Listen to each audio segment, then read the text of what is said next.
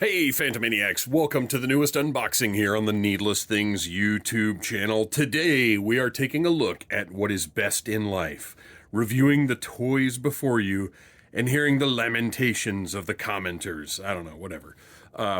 This was kind of a last minute surprise. Super 7 is doing this wacky thing now where they don't give you a shipping notification.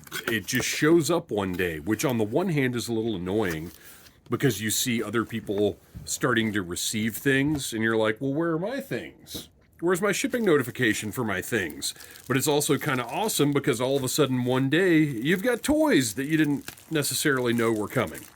And that's what happened today, because I've already got my reviews for next week done, but now these are, excuse me, for this week. My reviews for this week are done, but now these are going to be this week's reviews. Wow, that tape is really unnecessarily strong. Okay, so yeah, these showed up. So now what were going to be this week's reviews or next week's reviews, and Conan the Barbarian War Paint Edition. And then on Wednesday, I'll be reviewing Thulsa Doom. But today, this is really nice. This packaging, there's a texture on the slipcover that's very cool. On the back, you've got Conan's sword embossed in a nice metallic finish there.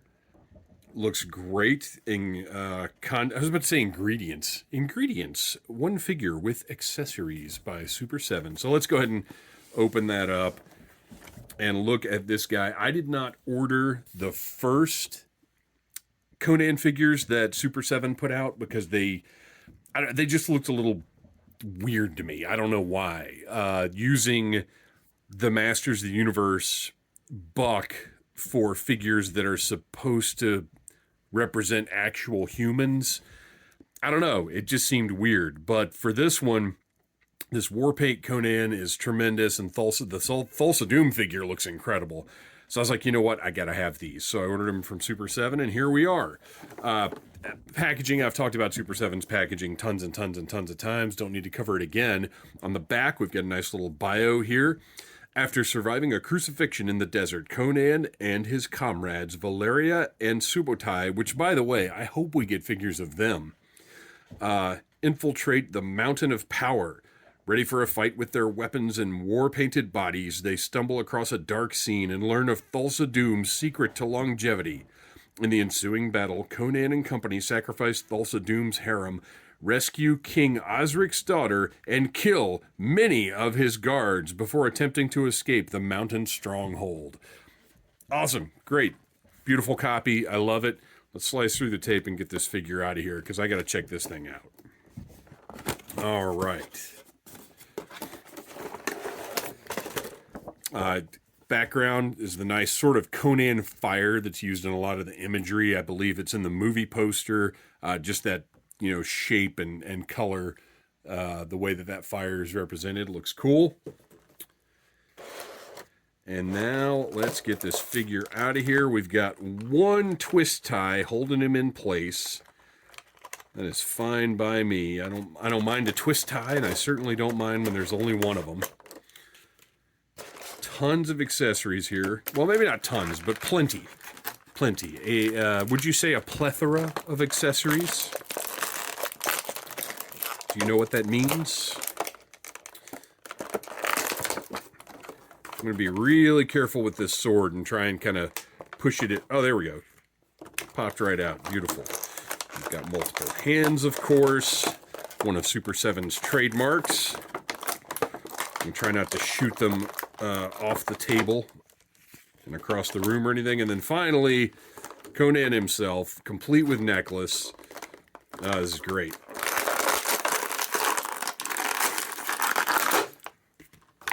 Okay, now, I love Conan the Barbarian. I am, of course, I was born in 76. I grew up in the 80s, so of course I love Arnold Schwarzenegger.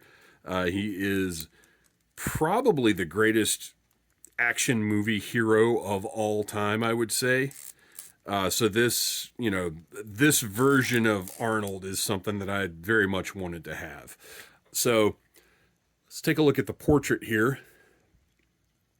And it is, you know, as with all of these Super 7 figures, this is not a photorealistic figure. This is a stylized Super 7 version of Conan. So, you know, it's not if NECA did this, it would look different. But this is not NECA. This is Super 7 Ultimates. So you have to look at it as, you don't have to. You don't have to do anything.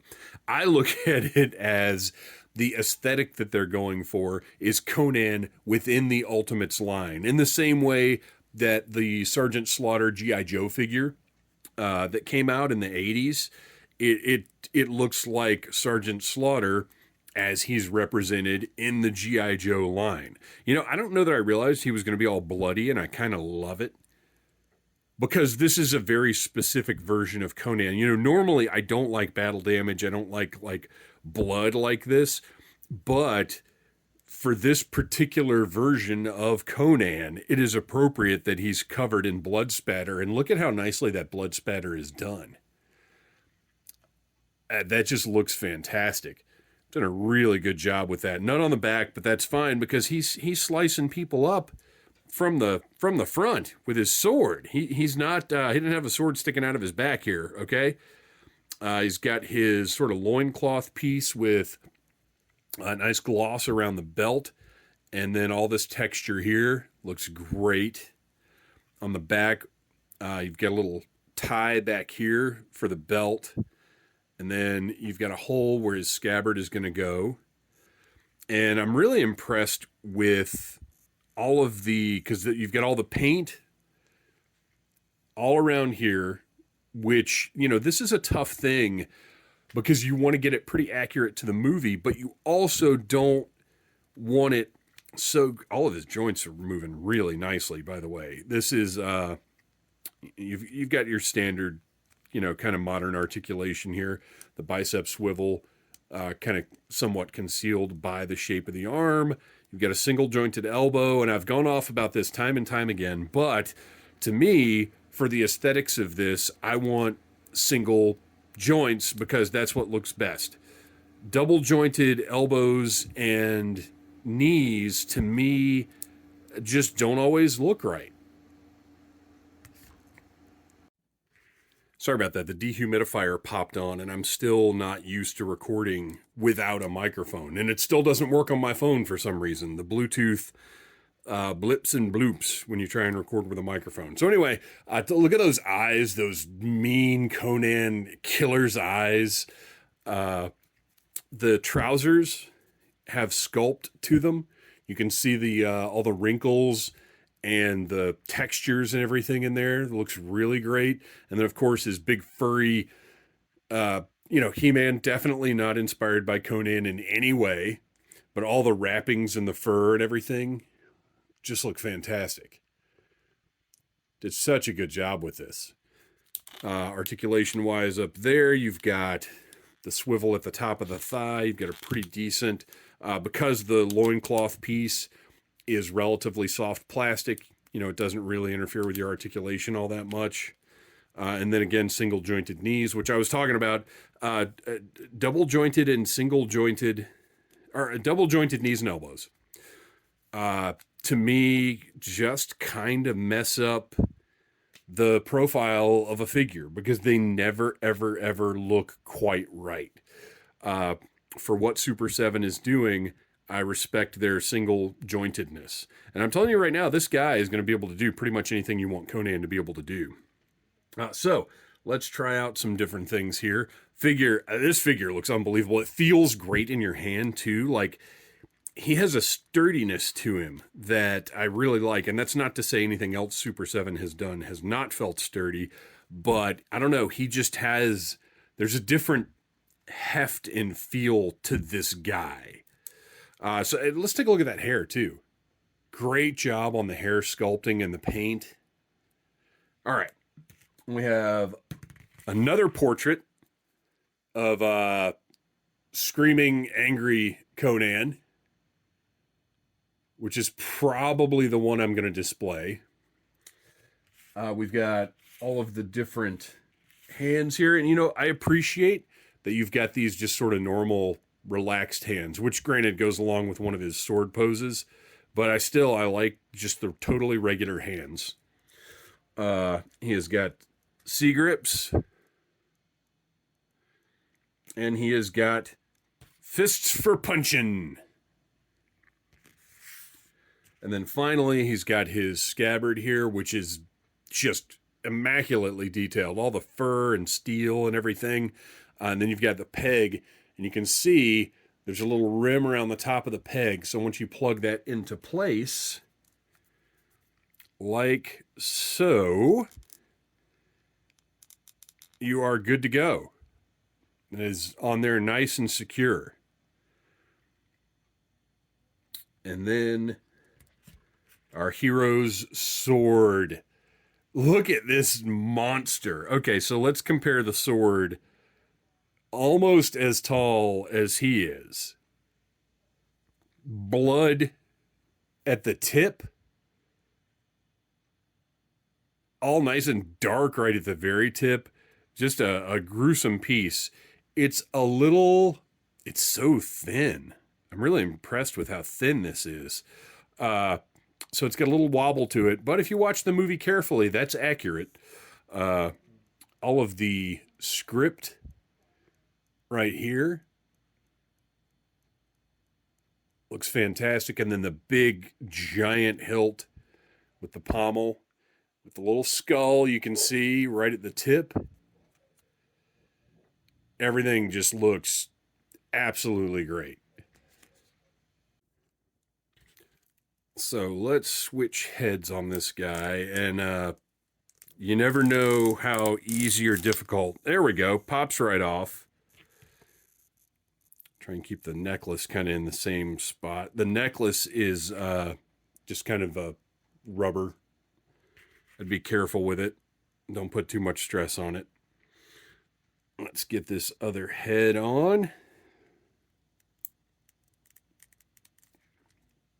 Okay, let me get a better grip on this guy.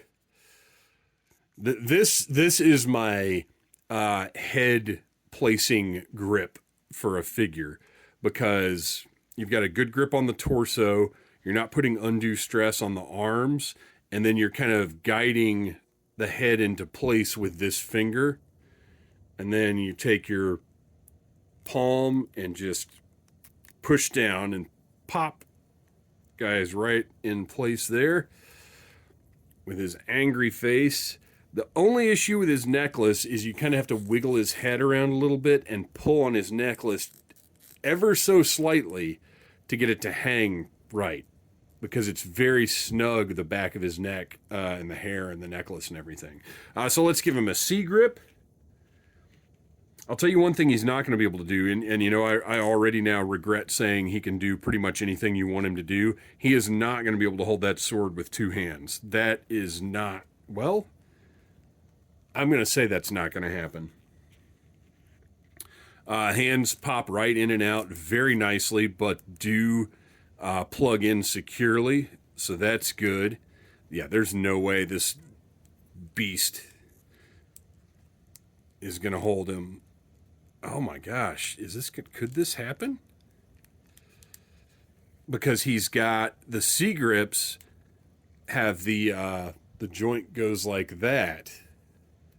So actually this, I think the hilt's not quite long enough, which is, you know, I'm sure that's accurate. Ooh, those are some hard plastic hands. I'm not too excited about forcing that sword in there. Let's see if I can get that open just enough to slide the sword in, and we'll call it a day. There we go. So we've got that one.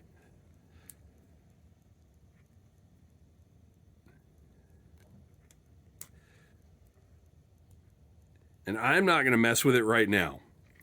But I will say, if you want a two-handed grip, you can get that two-handed grip.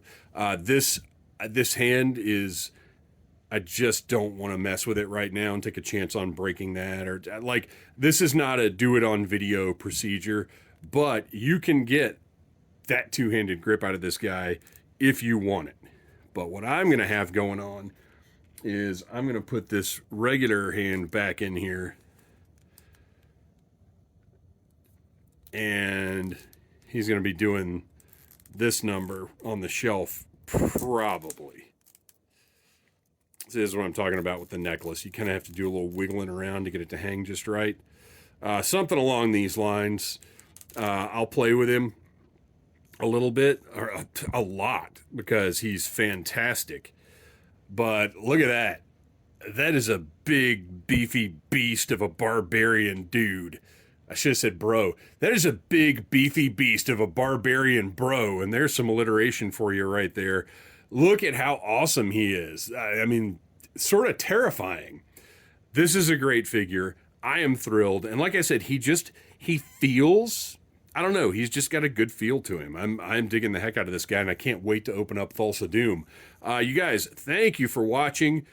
Please like, subscribe, share, tell your friends about Needless Things, and come on back Wednesday and check out that Thulsa Doom review. It'll be here.